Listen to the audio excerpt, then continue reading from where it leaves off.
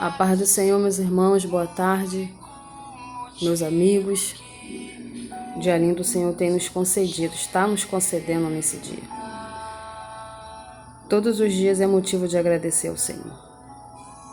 Então que você venha louvar a Deus nessa tarde, agradecê-lo pelo ar que você está respirando,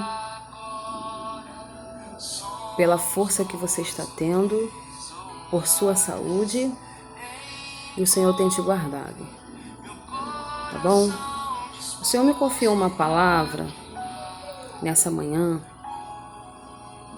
e eu quero compartilhar com você nesse momento. E se encontra lá em 2 Reis. 2 Reis 4, do versículo 1 ao 7. Eu vou ler aqui para você entender o que Deus quer falar ao teu coração, assim como Ele falou comigo. O 2 Reis 4, do versículo 1 ao 7, diz assim: E uma mulher das mulheres dos filhos dos profetas, clamou a Eliseu dizendo: Meu marido, teu servo, morreu. E tu sabes que o teu servo temia ao Senhor. E veio o credor e a levar-me os meus 2 filhos para serem servos. E Eliseu lhe disse: Que te hei de eu fazer? Declara-me que é o que tens em casa. Declare-me o que tens em casa. E ela disse: Tua serva não tem nada em casa, senão uma botija de azeite. Então disse ele: Vai, pede para ti vasos emprestados a todos os teus vizinhos, vasos vazios, não poucos. Então entra, fecha a porta sobre ti, sobre os teus filhos, e deita o azeite em todos aqueles vasos, e põe a parte que estiver cheia. Versículo 5. Partiu, pois, dele e fechou a porta sobre si e sobre os seus filhos. E eles lhe traziam os vasos, e ela os enchia. E sucedeu que, cheio que foram os vasos, disse ao seu filho: Traze-me ainda um vaso. Porém, ele lhe disse: Não há mais vasos nenhum.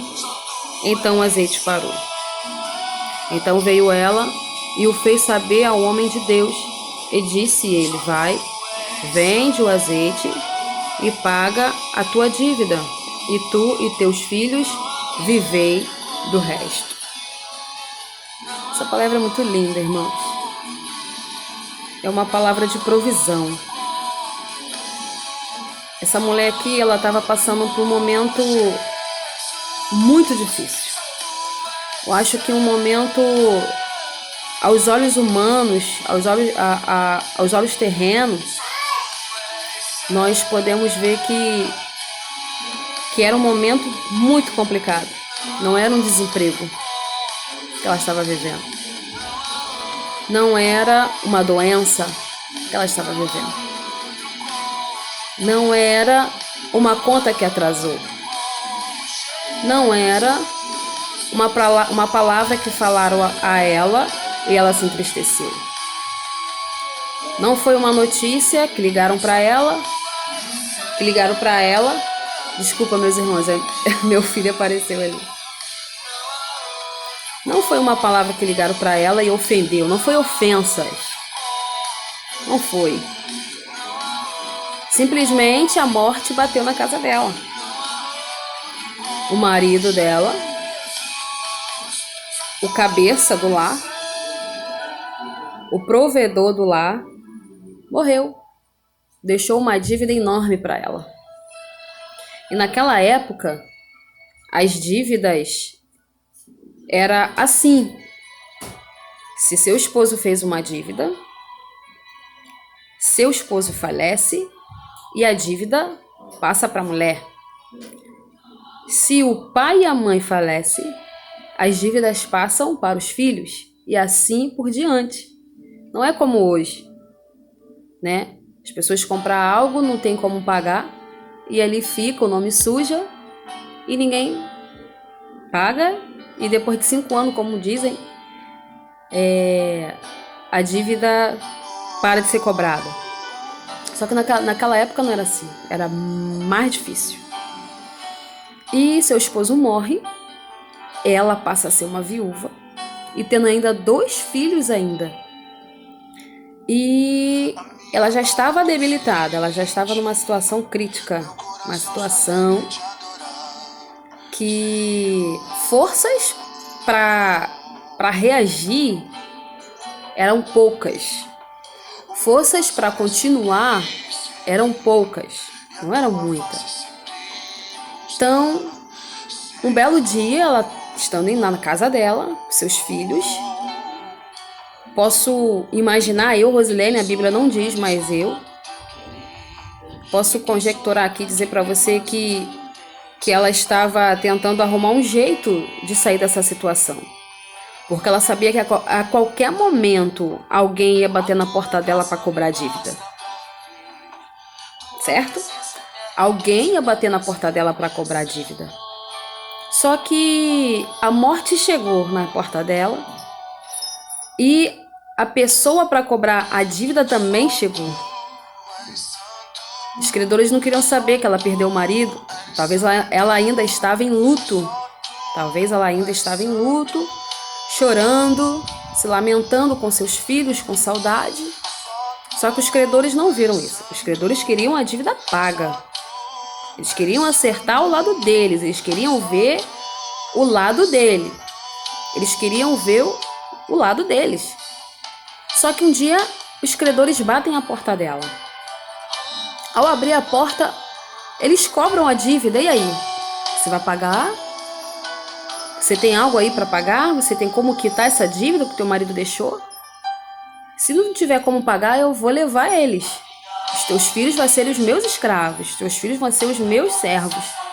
Levando os teus filhos, tem como eu vender eles e ter o dinheiro do que vocês me devem.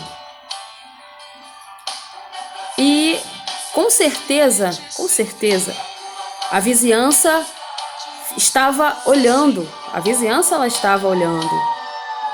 Os vizinhos estavam com os olhos, com os ouvidos atentos ao que estava acontecendo.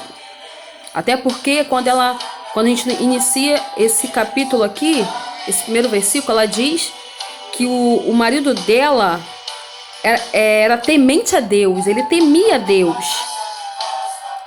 E ela afirma aqui que Eliseu sabia que o marido dela temia a Deus. Então não era qualquer pessoa, não era qualquer servo. Era um homem que Eliseu via ele de uma outra forma dos demais. Eliseu tinha uma visão sobre ele diferente, porque ela afirma que ela é mulher dele. Ela é a mulher dele. Então, nada melhor para conhecer do que o esposo, do que a esposa. Porque o convívio nos faz conhecer. Por mais que nós não conhecemos profundamente. Mas algo a gente passamos a conhecer. E ali ela fala para Eliseu, ela afirma, o Senhor sabe que ele temia Deus e tem mais. E ele é teu servo. Ele é teu servo. Então era um homem que tinha destaque. Eliseu conhecia ele. Eliseu sabia muito bem quem era ele, irmãos, né? Então quando ela afirma isso, os vizinhos sabiam que ali havia uma casa de crente. Naquela casa ali tem um homem que é justo, reto, serve um Deus, tem seus filhos, suas esposas. Só que a morte bate lá, ele deixa uma dívida. E os credores vão na casa dela e vão cobrar ela. E estamos aqui para ver qual é a reação dela. O que é que ela vai fazer? O que é que o Deus dela vai fazer? Não é isso? O que é que o Deus dele vai fazer? E agora? Está numa situação complicada. E agora? O que é que vai acontecer? O que o Deus deles vão fazer agora? Só que ela, irmãos, isso é muito interessante. É que ela poderia fechar a porta, os credores, me dá uns dias aí para eu pensar o que eu vou fazer. E ela fechar a porta, ficar em casa, se trancar num quarto e se lamentar, chorar, se entregar, né? Se entregar, não querer reagir. Só que a palavra nos afirma aqui que ela vai ao encontro de Eliseu. Esse homem aqui fazia parte de uma escola de profetas que Eliseu liderava, Eliseu ensinava. E ela, poxa, eu vou em alguém que possa me instruir do que eu posso fazer. Não tenho ninguém para resolver. Eu vou em uma pessoa certa. Sabe o que está faltando em mim e você? Quando nós nos deparamos com uma situação dessa, é que nós devemos ir no lugar certo. O lugar certo não é ficar trancado em casa. O lugar certo não é ficar trancado em casa. O lugar certo não é eu ligar para um, para outro, expor meus problemas. Não é eu chamar alguém, um vizinho, expor os meus problemas. Nós temos que saber, quando nós estamos vivendo essa situação, nós temos que saber para onde irmos. Nós temos que saber para onde irmos. Essa mulher foi até Eliseu. Quando ela chega a Eliseu, ela fala da situação que aconteceu. Eliseu sabia, meu marido morreu, meu marido morreu. Tu sabes que ele temia a Deus e é teu servo, né? Ele fazia a vontade de Deus, ele se submetia à vontade de Deus. Uma pessoa para se submeter à vontade de Deus, com certeza é uma pessoa obediente, porque dá a Deus uma honra e também dá aos homens também uma honra, porque foi Deus que ortogou a autoridade sobre a terra. Todas as autoridades vêm de Deus. Então, se eu tenho a capacidade de temer a Ele, de temer ao Senhor, de ter temor a Deus, de me submeter à vontade dEle, isso me faz obedecer a pessoas que Deus levantou para ser líder sobre a minha vida.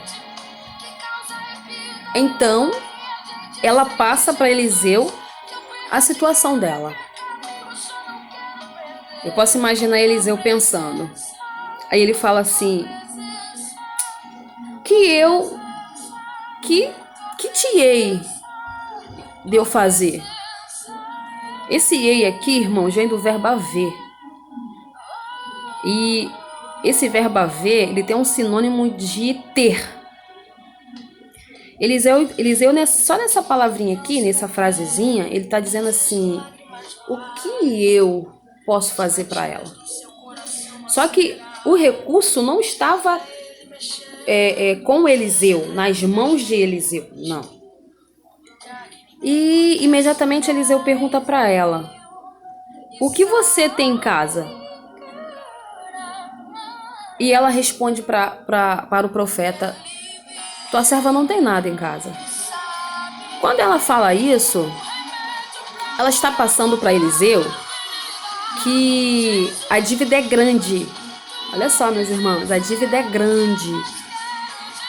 E tudo que ela tem na casa dela não pagaria a dívida. Ela fala: eu não tenho nada. A dívida é grande. O que eu tenho na minha casa não é o suficiente para pagar a dívida. Nem que eu vendesse tudo não seria o suficiente para pagar a dívida. Aí ela fala: eu não tenho nada na minha casa. Aí ela lembra. Eu tenho